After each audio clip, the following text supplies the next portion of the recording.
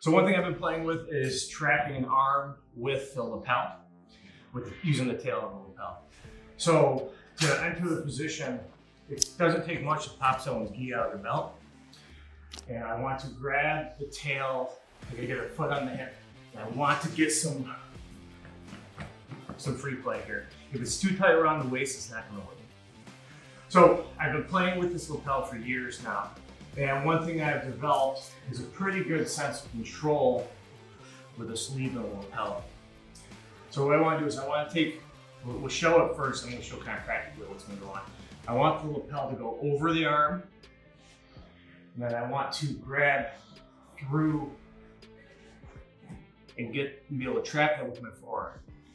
So what that looks like is we're playing around here. This has to come over, and I've got to have the slack, otherwise it's not going to happen for me.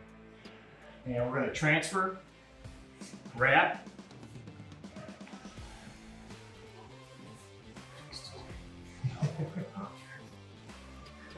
and as it pokes back through this hole here, I want to grab that and twist my forearm down.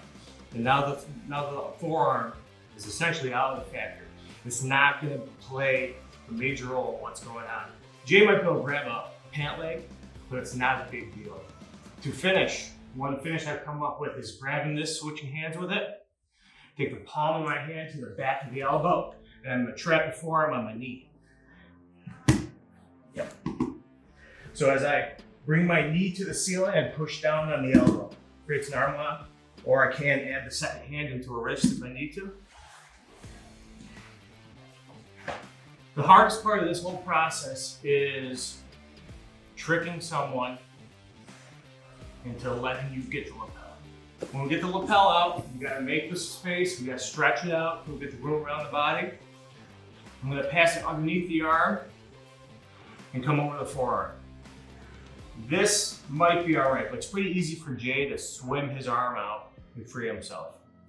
So as I come under, I need to reach through the backside of the hole around between the arm and the lapel. I'm gonna grab that lapel, I'm gonna pull that through. Now I've got a lockdown on this forearm, and I can transfer hands easily. Switch to this hand, keep control of this hand, control the wrist. I've got wrist locks all day. I like to switch to my left hand. I'm gonna bring my knee up to the wrist. I'm gonna push the elbow down. As I'm pushing the elbow down, I'm bringing my knee to the ceiling to finish the lock. So it's under, get it as tight as I can, pass, I'm gonna reach through, and now I can pull it through the lock. And if you get this position from top, you can hold it for a good 4 or 5 minutes. It's very easy to keep this tail. As Jay starts moving, go ahead, I can switch. I have lots of different options, but this hand's effectively dead now. He's gonna play with one hand, and at the end of the round, he's gonna start shaking his hand out. It's gonna be quite numb, but it's a very strong control to be able to play with.